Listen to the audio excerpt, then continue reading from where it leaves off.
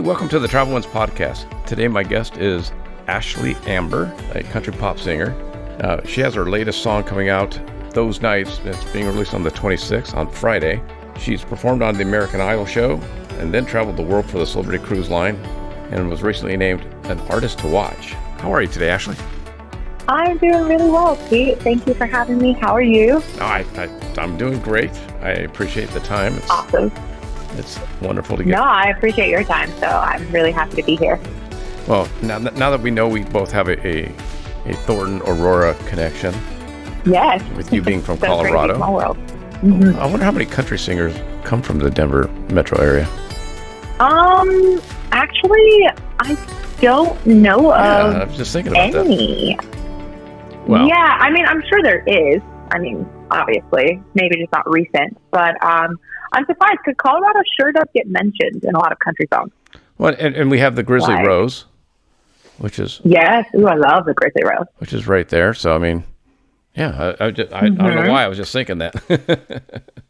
So. Yeah, I think that Colorado isn't, I guess, traditionally known as a country state, although, I mean, there's tons of, country radio stations, and just like you said, the Grizzly Rose, and there's always, country concerts, coming to town. But yeah, I guess that's why I'm here. That's interesting because you have the Denver Stock Show in January. You have the rodeo. Mm-hmm. I know for a personal fact that several Western clothing companies are based in the Denver metro area. Yep. Yeah. Anyways, but now there's you, including yours. Now there's you. Yes, there is. And I'm really, really excited about it. And, I'm just dreaming for when I get to have my first big performance back in my hometown, which will be a pretty exciting experience. Well, I checked ahead and the Pepsi Mile High Center is wide open for you. The Mile High Stadium. Yes, it is totally. It's ready there. It's they called me. They left me an email. They're like, Ashlie Amber, whenever you're ready, just come through. We got you. And you said, well, I have my Red Rocks performance coming first. So. Yes, Red Rocks is definitely a dream of mine. My parents used to go to concerts there all the time. How cool when I was a kid. So yeah, it's definitely a dream. And it's just an incredible venue. The sound, just everything about it is just beautiful. And personally, that would be where I would like to do my first, big concert, back in Colorado would be at Red Rocks. I think that would be awesome. I think that would be phenomenal. To do a sunset show there, forget about it. Yeah, I know. Yeah, it'd be so beautiful. So just putting that in the universe right now. So yeah. It's going to happen soon. I'm with you. We got to open up first, but yeah. Yeah. Who would you like to open for you? And this wasn't even one of my questions, but now that we're there. Man, that's a tough question. I mean, there's so many talented artists. I think if I, when I'm at the position where, I'm the main act and I'm headlining, I would really love to, bring, an upcoming artist who has, got a great sound, great vibe, somebody who vibes well, with what I'm doing, or even complete opposite. I like shock factors. I was thinking Shania. You can get some, I mean, totally. I could maybe co-headline or something like that. But Shania, I'm a huge Shania fan. Shania she's just absolutely incredible. And I remember the first time that I heard Shania and I was like, what is happening right now? Who is this woman? And then you see her and she's just absolutely stunning. And she's not your typical, country music image either. She was very sexy, when she came on the scene and definitely pushed some boundaries. And she also doesn't have that signature twang, that country music is known for. So I love Shania and I have a ton of respect. And she's definitely an artist that I, take after and has definitely influenced my own style and music. It's interesting you said it because I was listening to those nights and I'm not a music person by background. So if I blow this, let me know. But I haven't heard too many country songs with the breathiness of it. Does that make sense? And that makes total sense. And that breathiness is something that, Shania Twain is actually known for a lot of her ballads. She had that like ballads, breathy talking. Yeah, breathy talking in the beginning of the songs. And so when I was writing those nights, that opening line actually came out right away for the song. And I just stuck with it because I was like, hey, Shania Twain was known for this in her ballads. And then you also have, male country stars who are doing a little bit more rhythmically. Sure. But, you have Sam Hunt, who's, popularized, talking and, singing, within the same verses. So I was just like, you know what? I love both of these artists, and if they can do it, so can I. So I did it. my daughter has done some songs like that. She just writes for herself, but it's interesting. Yeah, I really enjoyed that song. So hopefully Oh, yay. I was so excited. And I can't believe it's going to be out in a couple of days. Like, oh my gosh, I'm so excited. It's perfect, right? Just the way it's supposed to be. Yeah. Well, what's kind of your background with singing? Because I know you were on American Idol and then the Celebrity Cruise Line. Mm-hmm. Yeah, my background is it's really eclectic. I have a very strong musical theater background. I've sang every style from, rock, hip hop, country, R&B, musical theater, opera, like all of the above. I think sometimes as performers, and especially artists, we get so, caught up in one genre of music that we forget that there's all these other experiences to have. Just because you sing other genres doesn't take away from the genre that Sure. you want to pursue and want to be branded in, right? And I'm really thankful for those experiences, to have such a really big musical theater background, because if I didn't have that wouldn't have led me to shift to where I was, traveling the world performing. And then I wouldn't have met my now manager, who just happened to be on board, the ship I was performing on, and came to my show and, fell in love with me. And so if it weren't for like some of these other non-traditional routes of performing, I might not be where I am today. So everything happens for a reason. And I've taken all those experiences and, turned them into everything that I needed them to be. So it's been really fun to go from, forced into R&B hip hop to then, go to musical theater, and then musical theater to go into these review shows on cruise ships that are more like, pop and rock based. They're not like musical theater. And, it's very interesting to have that side of things. So it's fun. And then to now finally get to be back in my genre that I've always wanted to do, which is country. You met Don he was on the cruise and he just saw you perform and said that was it? Mm-hmm. So I was on a cruise, cool. And I know, right? I do a Whitney Houston celebration, and it turns out my manager is a huge Whitney Houston fan. And he's a country music guy. I mean, he was signed to Sony back in the day, him and his brother, Daryl and Don Ellis Gatlin. And but he loves Whitney. I mean, who doesn't love Whitney, right? Like, her voice was just incredible. And her music was so feel good and just so amazing. And I was performing the show, and there's this guy in the front row, and Don is really tall. I think he's like 6'3" or something like that. And he's just like smiling from ear to ear. And then he's also like crying sometimes during the show. So I'm like, I'm on stage like, who is this dude sitting all by himself, like living life, crying, laughing, like all the things. I was like, who is this guy? And I finished the show, and I'm like meeting with guests and, talking with them, because I love to meet with people after I perform. And Don waited until the very end, until the last people left, and he come up to me and he's like, hey, my name's Don Gatlin, and I'm a performer. I do this, and that. And, I was listening to him, and I was like, oh, okay, cool, But, sometimes when people come up to you and they kind of tell you their background right away, you're like, okay, red flag. You're not totally who you say you are. Like, but I'm going to be nice to you, but whatever. And so totally get it. That's kind of what happened. But he was talking about like country music, and, he's telling me a little bit about his background. And I was like, oh yeah, I've always wanted to be the Beyonce of country.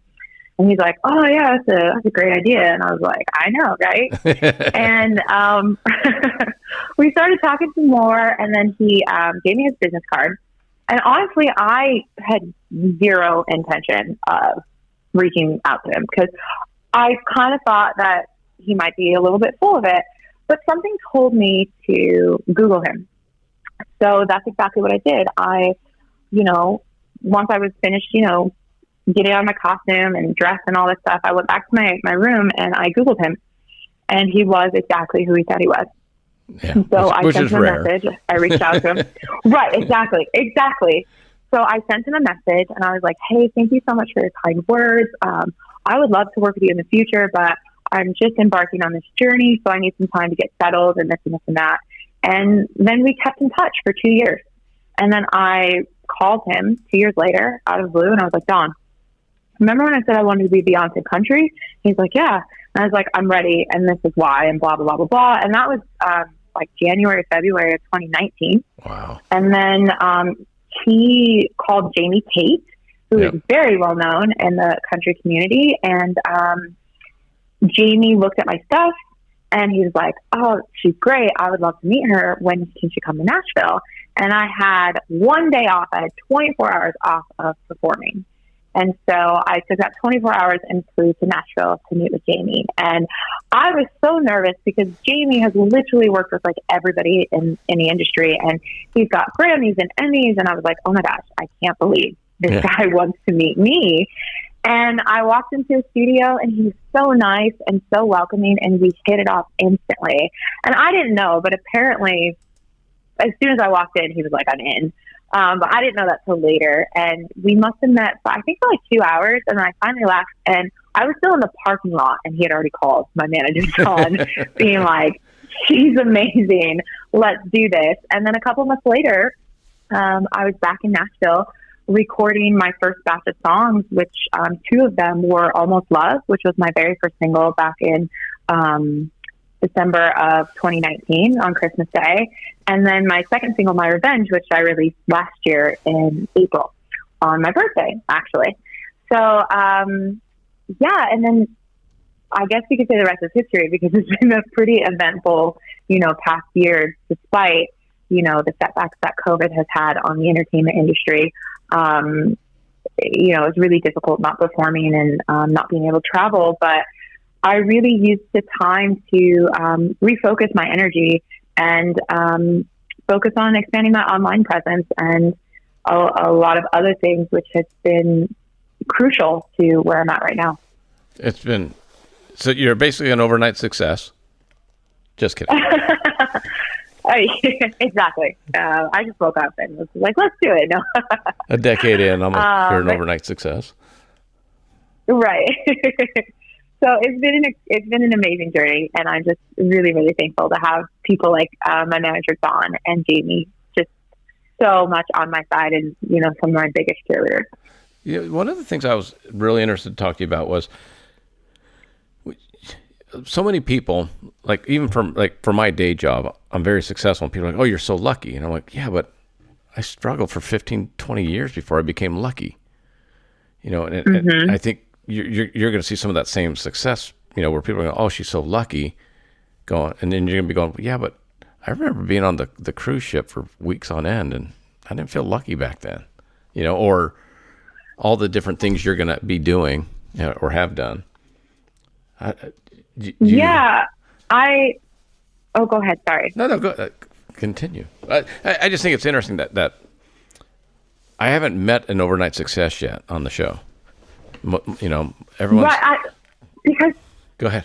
It doesn't exist. Like, unless I guess overnight success can happen. Like, if you're really fortunate to, maybe have a really famous parent or something like that, to where it might come easier to you, but that doesn't take away from the work ethic that those people still have to put in. Sure. It just happens a little bit faster. But, a lot of times, I even remember like something so simple, because I was a cast member that transitioned into a headliner. And it took me 2.5 years to do that. And the agency that I signed with is the #1 agency in the world for headline entertainment. But I had submitted to them like 3 times and they said no to me. But I was just relentless, and I was like, you guys are going to sign me. Like, my show's amazing.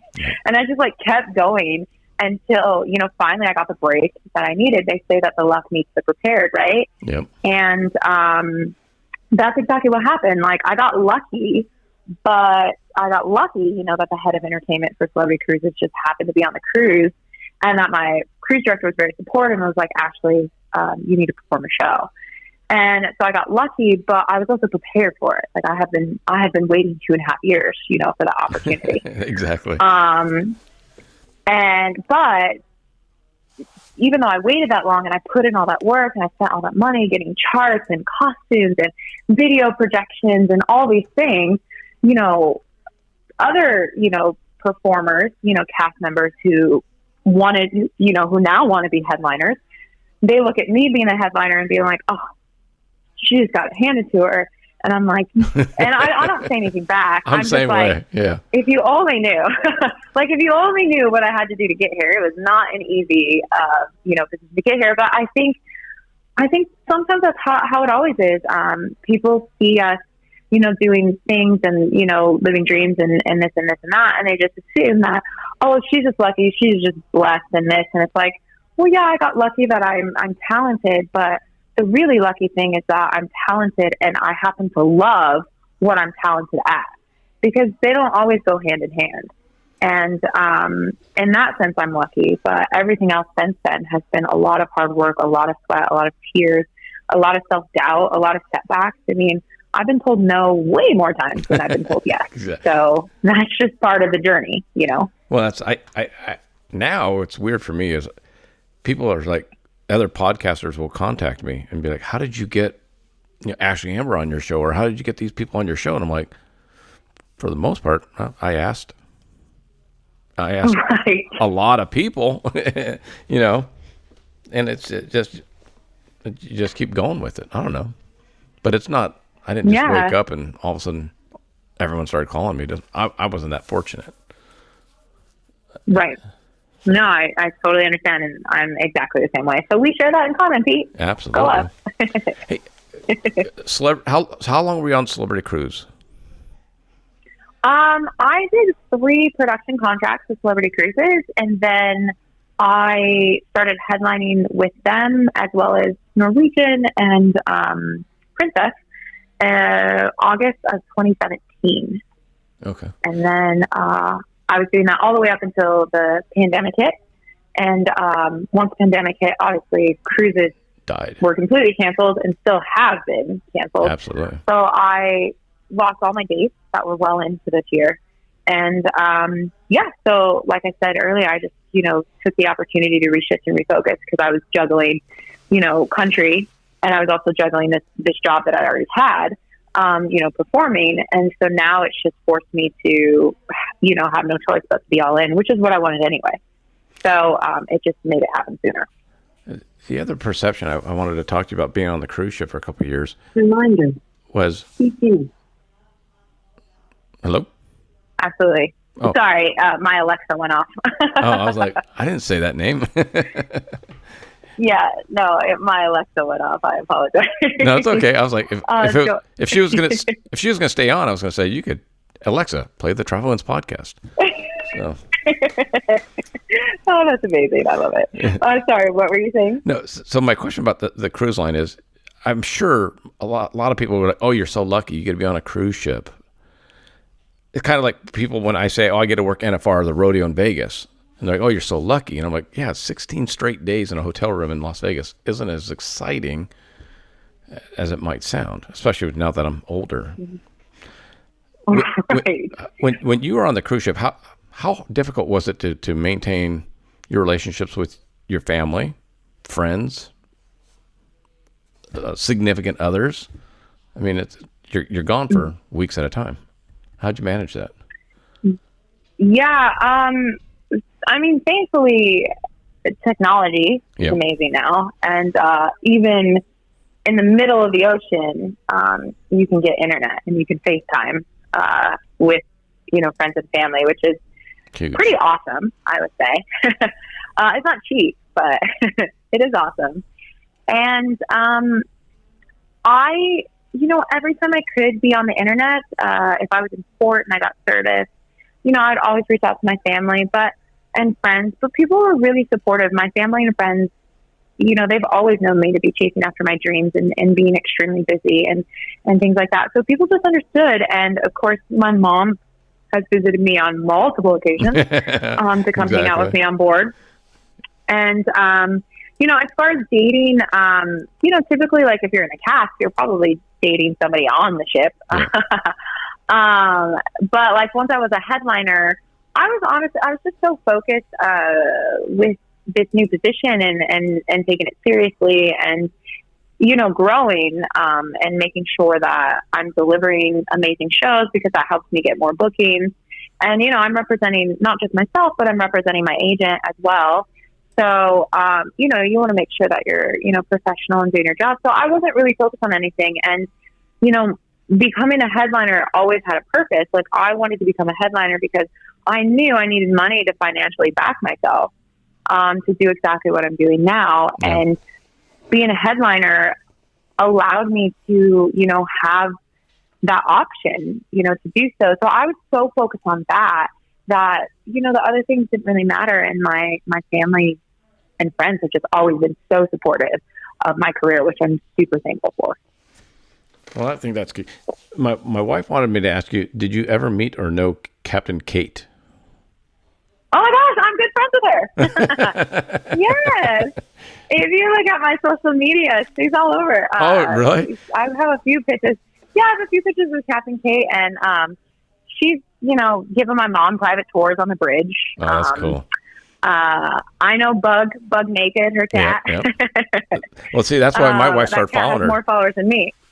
I know. Yeah. My wife loves hairless cats, and that's why she started following. And okay. My wife, growing up, wanted to work on a cruise ship, but oh, really? Yeah, and unfortunately, at the time, her dad, my father-in-law, said women don't work on cruise ships, so she was discouraged at that point, and went on other ways, but. So right. Isn't it amazing how one phrase can change your entire direction of life? It's interesting. Well, there's a motivational speaker that I listened to, and he completely changed my outlook with this one line. Mm-hmm. It was a son who was upset with his dad. And the motivational speaker said, you need to call them and thank them. And he's like, what the F are you talking about? I hate him. He goes, yeah, but he taught you exactly what you don't want to be in life. So you need to thank him for teaching you that. And I was like, oh. So everybody. Wow, that's deep. Well, for football coaches, for old bosses, for friends that I had, ex-wives, that type of stuff. You just kind of go, oh. So that's why now I go with my current wife. I go, we should be thanking my ex-wife for being the way she was, because it led me to you. So. Absolutely. It's like that song, gosh, I can't think of the thing, that country song, but it's called Almost Maybe. Is it so close? Oh no, it's over right out of the blue. Whatever that song is, I can't think of the things. I feel bad now. But that's exactly what we're talking about. Like, hey, let's cheers to them, because if it wasn't for all those almost maybes, those heartbreaks, those, so close but didn't make it, we wouldn't be here right now. It's that same, type of concept. Yeah. So that's kind of cool. Which is beautiful. Exactly. Yeah, absolutely. Exactly. What do you have coming up as far as, what does 2021 look for an up and coming country singer? Well, this year is very busy, as we have already mentioned, my new single is out in a couple days, and this is actually the first self-penned single of my career. Oh, so awesome. It's a really big deal. Yeah, thank you. So I'm really, really excited. And, I just I filmed my music video earlier in the month, and that's going to be coming out a few weeks after, the single release. And, I have an acoustic version that's going to come out on digital release, as well as a video for that. Behind the scenes, behind the song, we're releasing more music throughout this entire year. Once, the whole COVID situation, just crazy. A little better under control, and performers are allowed to start having performances again. I will of course be out sharing my music in person with people, and yeah, we have lots of things planned, and some things that are in the fire right now. Not everything I can say, but it's really, really exciting, and to have those nights under Sony Orchard distribution, and just get the opportunity to share my voice and to share my music, and not just share my music, but to share my music that, I wrote, the lyrics and the melody to myself. It's really special. I mean, I've been dreaming about this since I was a kid. And so to see it, finally come to fruition is just, it's hard to say, like saying it's amazing or incredible. Like it's not enough, but I mean, that's, I guess the closest I could get to saying how I feel right now. I can only equate it to, with my podcast, and when I see like somebody in Malta, the country of Malta, listened to one of my shows this week, and I'm like, I don't even know where Malta is. Hey, I've been to Malta. Oh, have you really? Yes, I have been to Malta a couple times. It's a great place. The country of Reunion, which is an island group off Madagascar. Oh, okay. I'm like, yeah. So it's got to be kind of the same thing for you, where you're going, you've worked your whole life, your singing career, and now your own songs are going to be on Spotify and, different shows and all that. It's got to be cool. Yeah, it's amazing. I remember, when I put my first song up, Almost Love, on Spotify to introduce, myself to the country community and to the world as a country artist. And it was scary. Like, I was nervous. I was really, really nervous, because I was like, man, what if people are like, well, who is this girl with giant hair? She's rocking a fro hawk. She's really curvy. She does not look country at all. What is going on here? And my sound is also a lot different. Like, when people hear me talk, and when people hear me on record, a lot of the times they're like, what? This is the same person? Because your look is so different than what you sound like. And I don't know, that's one of my favorite things. It's one of my favorite responses, when people are like, not what I was expecting at all. And I'm just like, yes, shock factor. Because they won't forget me. They may not remember. It may not be their favorite song, but they definitely will not forget me. And, yeah, it's just so crazy. And so to then have that experience, to now having an even new experience with not just releasing another song, but releasing, the first song that I wrote, I get to experience that all over again, but on a completely different level. So it's really exciting. You don't always rock the fro hawk, but it seems, is that kind of your signature look? And are you, I would imagine some people, trying to think back. I mean, there's obviously artists, Dolly with her big blonde wig, she can't go out. Yeah. She can't go without it now. You know what I mean? Because people would be like, oh, that's not Dolly. Right. Are you worried about that? Exactly. You know what? No, because, I rocked my fro hawk for the first time a decade ago. So this isn't it's not a new thing. Right. It's just, in musical theater, sometimes, we have to change our hair to be show appropriate, depending on the type of show that we're doing. Like, if it's in the 60s or something like that, they might want very specific hairstyles and things like that. So, of course, I changed my hair a lot. But, over the past, few years, I've probably rocked the fro hawk 90% of the time. Even now, it's become part of my branding. I mean, my new logo. Yeah, I saw it. Yeah. My side profile. So, yeah, I think, moving forward, it's definitely going to be a huge part. But again, I can't wait for that shock factor to, maybe a few years from now, 5 years from now, when you change be it walking on the red carpet and change it up, and people will be like, hey, and here is, and they don't know who it is. They'll and be then like, they that's get not closer her. and like, hey, right, this is Ashlie Amber with a new do. I think that would be really fun, but honestly, I love my hair. Like, I am so proud to embrace my, natural curls, and to rock, braids on the side. I'm proud of it, so I have no intention of changing it anytime soon. Like, Oh, I think it's. I mean, yeah. my show is audio only, so for the ones that don't check yet, look you up. It's what, 15, 18 inches, Exactly. right? I mean, it's gotta be. I think with this and heels, I'm like 6'2", and I'm little. I'm only 5'4", but not with that hair, you're not.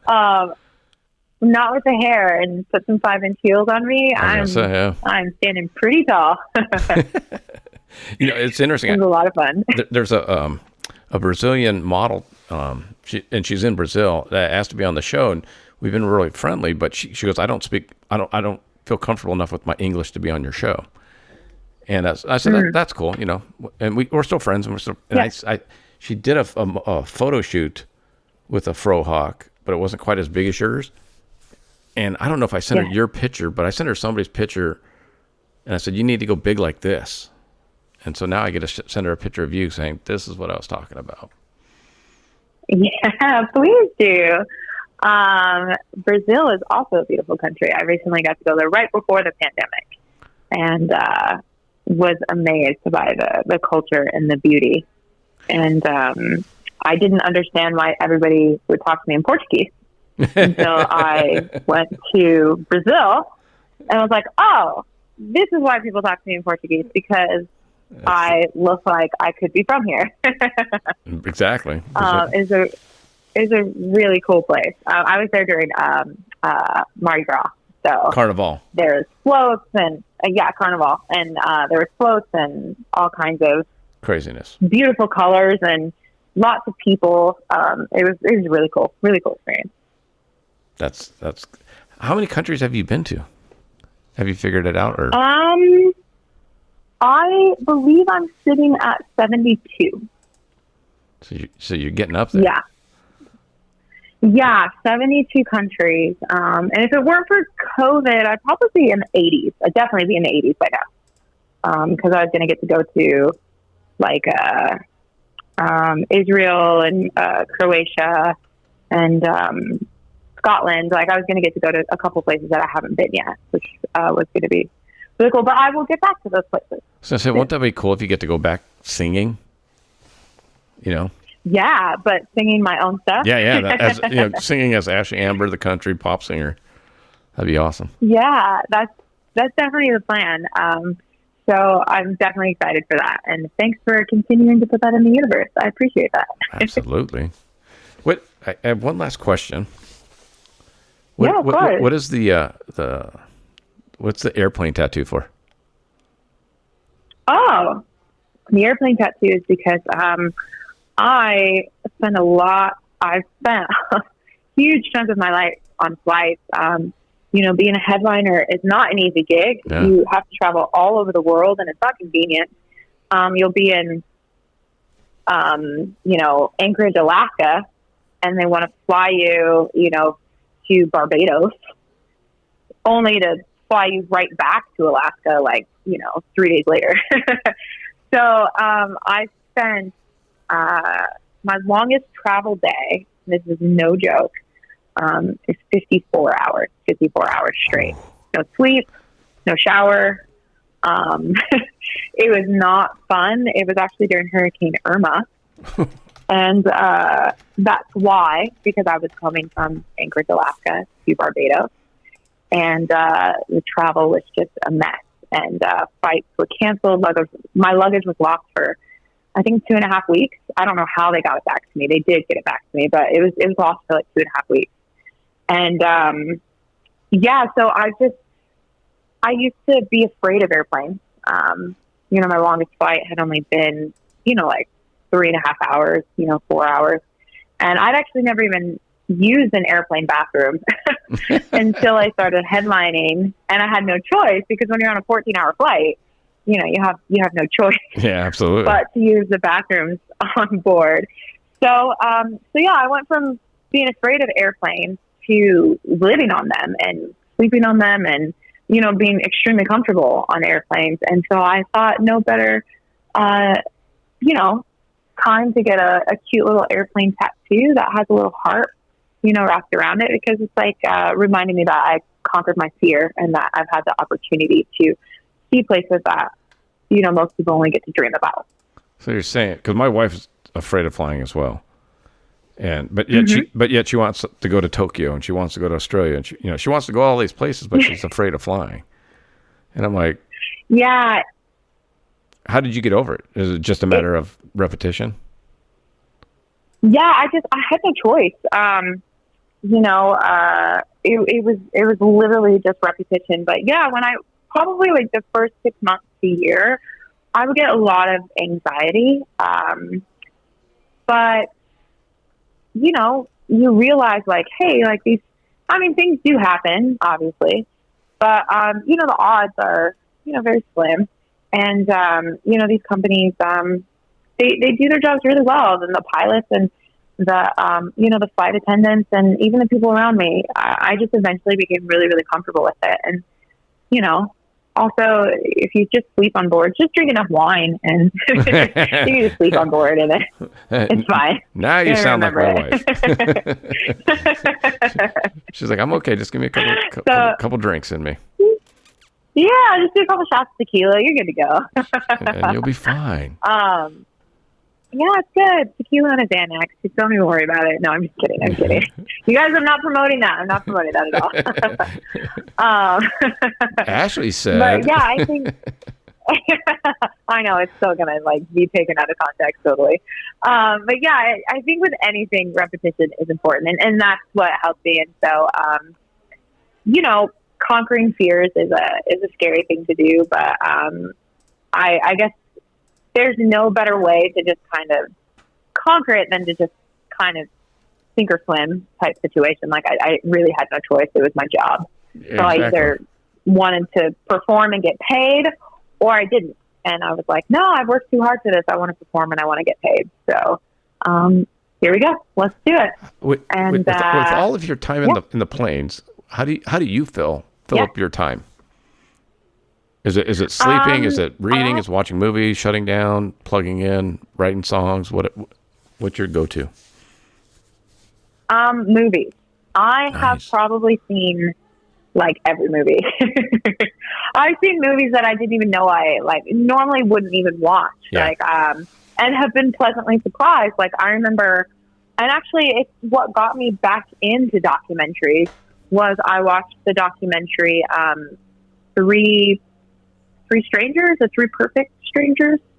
And it's a documentary about triplets who were separated at birth. Oh, wow.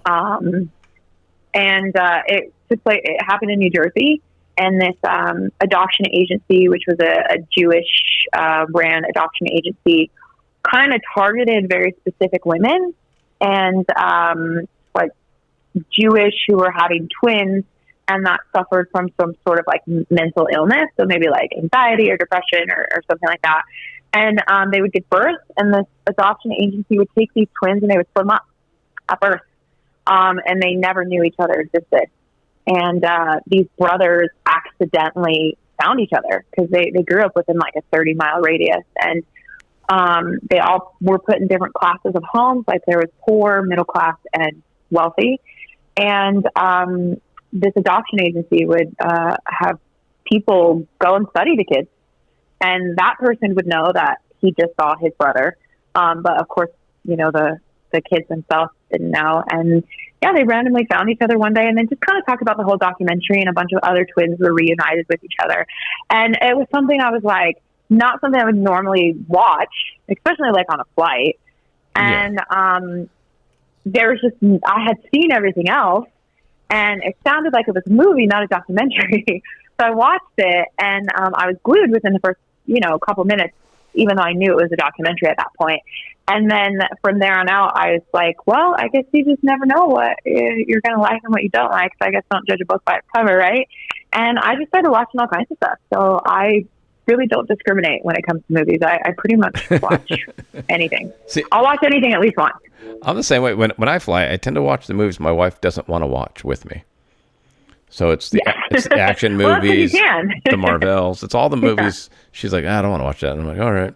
So I go on when I'm on flights or if I'm up, because I travel a lot for my work, And if I'm in a hotel room by myself, I'm like, well, let's see what's on HBO tonight. Or I'll go to, I used to, when they were open, go to the movie theaters by myself. Just to yes, just to watch a movie. I miss the movie theaters. Yeah. Movies are great. And, entertainment, movies and like singing are very similar. Like they're an escape, from our reality, to, kind of forget about maybe the troubles we have in our lives. And that's what a really good movie is supposed to do. Move you and inspire you. And, that's why I like movies so much. And I've seen so many movies now that I can pretty much predict any movie. Like I have a really strong intuition now. Yeah. And I'd be like, oh yeah, so-and-so is going to do this and this is going to happen and that kid's going to die. I put money on it. And, there's this and that. And sure enough, I'll be right. And people will be like, have you seen this movie before? I'll be like, nope. I just know. I haven't. Just really strong intuition. But are you always amazed when recycle the same stuff? Are you always amazed when you watch a movie and you think that and then it doesn't happen? And you're like, oh, I didn't see it. No, actually, it hasn't happened yet. I'm not even kidding you. Recently, I'm trying to think if it has. Well, hold on a second. No, recently. I'm watching Titanic. I had no clue that Jack was going to float away down to the depths of the ocean at the end of the movie. Oh, come on, somebody had to die. I didn't know it was going to be in a movie like that. I didn't think it would be Leo. A movie like that, the biggest star there's no dies way at the end. There's no way How often does that happen? Ride off in the sunset together. I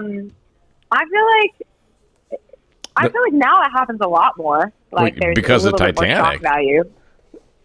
Probably, but yeah, like I honestly wasn't surprised with that at all. I mean, of course, I was sad because I didn't think he was going to die though. Right. But yeah, I mean, I always love that scene where everybody's like, there is enough for both of them exactly. on that board. And there was, and fun fact is, I actually met Kate Winslet on a flight traveling how to cool is that? Alaska. Yeah, I had got bumped up to first class because I have so many, points and miles and status or whatnot. And, she was in the very first row of front class. I had no clue she was there. Like no clue. I wasn't even paying attention. I was in the last row. And, I got up to the restroom and all of a sudden this British voice is like, I absolutely love your hair. And she was like, you are so beautiful. Like, oh my gosh, that's so cool. I wish I could do that. And I was just talking. I was like, oh, thank you. That's so sweet. And she was holding a baby and she had like one leg up and she had like a hoodie, no makeup. So it didn't even click who it was yet. Yeah. And so we were just chatting because I got up and I wasn't paying attention.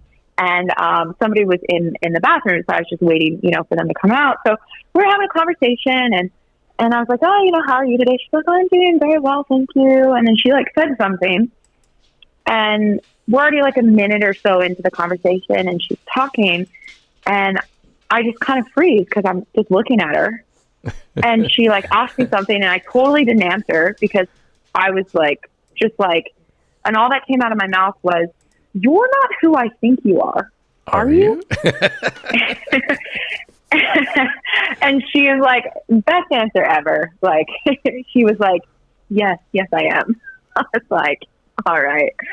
And the even funnier thing was I had just got done watching The Holiday, which is with her and Cameron Diaz. Sure, it's a great movie. And I think that's why when she was talking, I just kind of like looked at her with glazed eyes because I was like, I feel like I know you.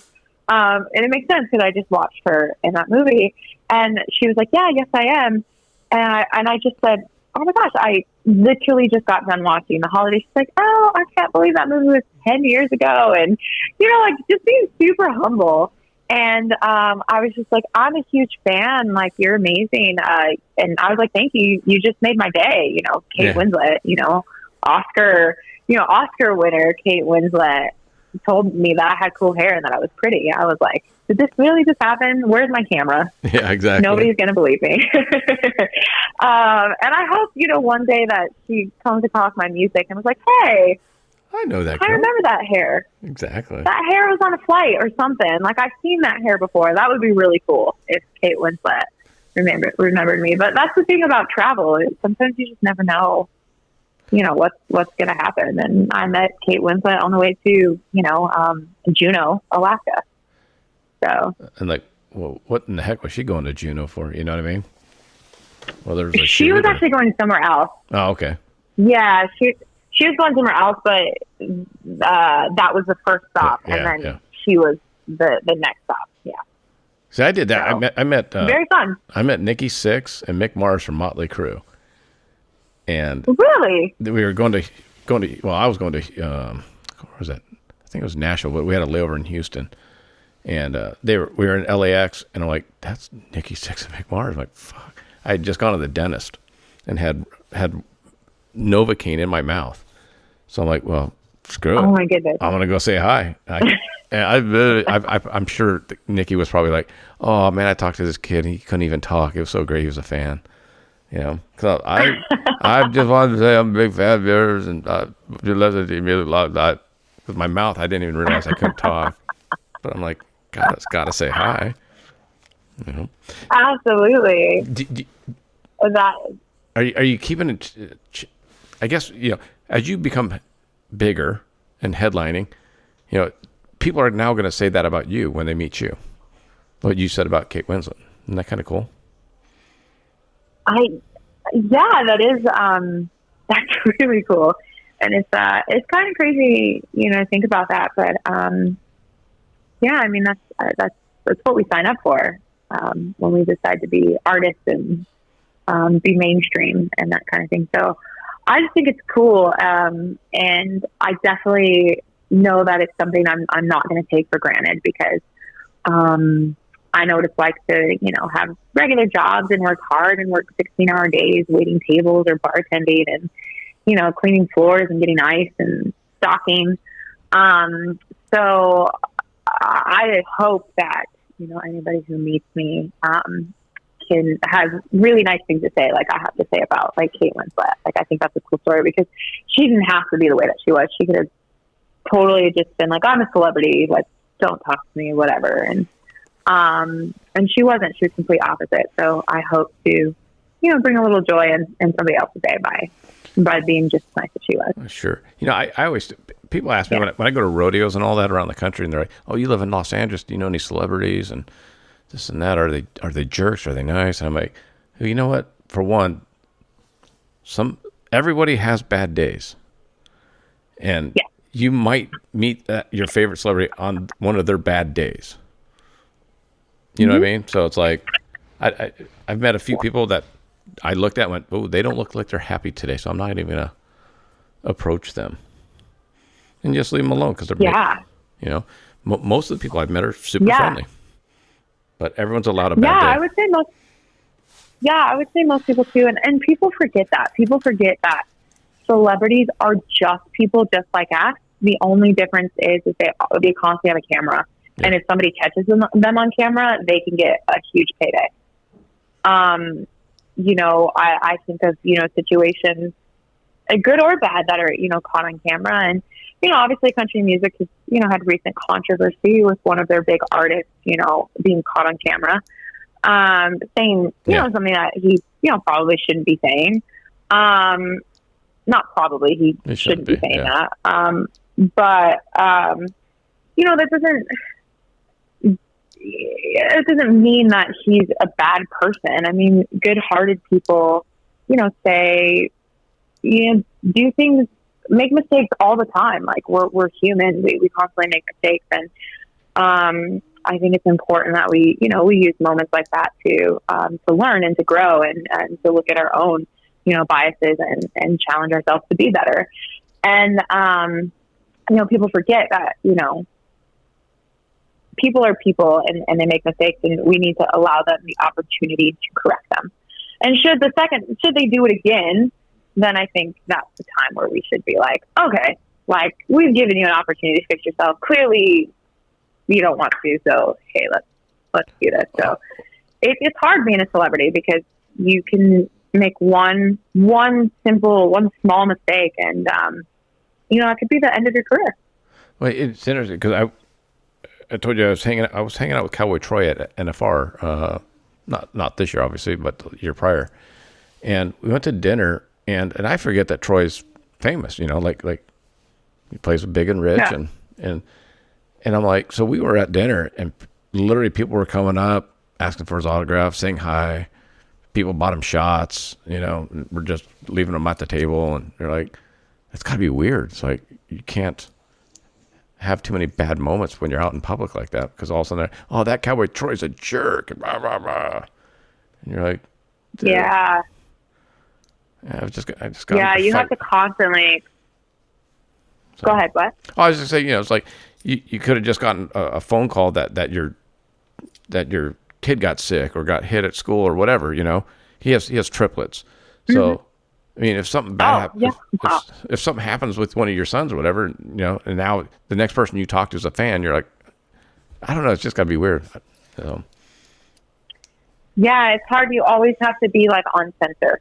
Yeah. Which is hard, and some people just don't want to have to live their life, being censored, and it's hard to find that balance because with success and being a public figure, this is something we sign up for. We sign up, to be in the public eye and to have the media and people want to know everything about our lives, right? So it's just a matter of finding the balance, and nowadays things are so hypersensitive and you have to be really politically correct and things like that. So it's not an easy time to make a mistake right now because the cancel culture is very much real. Oh, yeah. And my wife and I roller skate a lot, and there's been several cases of cancel culture in the roller skating industry with some of the people, and you're just like, wow, that happened quick. I mean, canceled like out of the industry. And you're like, whoa, you had like 150,000 followers and YouTube subscribers coming out of your nose and gone. Yeah, just gone overnight. So I think it's important to just always lead with kindness, and I think it would be nice to see people have open conversations about things. Absolutely. Depending on if it was meant to be malicious or if it was just an honest mistake or they were just having a bad day, or we don't know the entire situation. We only know that one particular moment that was caught on camera that the media is only choosing to show. So I think it's a very, very tricky place, and with that whole situation, I'm a fan of his music, and I'm a fan of his writing. I think he's very talented, and I don't personally believe he meant it with malicious intent. Right. And so, he came out with a statement last night, very genuine, very apologetic, and it sounds like he's really taking the steps to, be a better person and to be that role model. And I think that's all you can do in a situation like that where you make a mistake. And so I'm sending him and his family and, his entire career, lots of love and, lots of prayers, because I think we need more of that in the world. Totally agree. Well, hey, I've eaten up enough of your time. I know you're going to be doing a lot of press with the new song, so stoked about that. Yes. So, I'm really, really excited. On Friday, how can my listeners find those nights? What's the best? What avenue do you want them to reach out to you on? Yes, guys. On Friday, my single is going to be released on every single major platform. So just go to your favorite platform, type in either those nights or my name, Ashlie Amber. Just remember my name is spelled a little bit different. It's Ashlie Amber. And just look for my hair. It'll pop right up. The large fro hawk. It's a large fro hawk, and also since the release is still just a couple days away, you can also pre-save it right now, and that pre-save link is on my social media account, so you can find it on Instagram, which is Ashlie Amber Official, and again that's ASHLIE Amber Official, as well as on my Twitter account, which is Ashlie Amber, ASHLIE Amber, and just press the link and it'll take you to whatever platform of your choice and you can save it right there. So once it drops on Friday, it's already in your library. Perfect. And it's on your website. Yeah, they actually have a preview on the website as well. It's like a 30-second clip, I think. Yeah, there's a 30-second clip, and the pre-save link is on my website as well, which is ashlieamber.com. Yeah. Got a lot of Ashlie Amber going on. Well, I really appreciate the time, Ashlie. Thank you so much. I really appreciate the time as well. And just, thank you for giving me a platform to, share my voice and share my story. And I'm excited. I can't wait to get some of these cowgirl boots. I was going to say, don't. I wasn't joking when I said I owe you a pair of boots. So. No, I'm going to have Anna reach out to you, and we'll get it all sorted. And I'm excited. It's going to be great. Perfect. I can't wait to rock them. So thank you so much. I really appreciate it. Absolutely. Thank you again, Ashlie Amber. All right. That's okay. Have a great night. All right. Thanks, Ashlie. Thank you. You too. Bye-bye. Okay. Bye.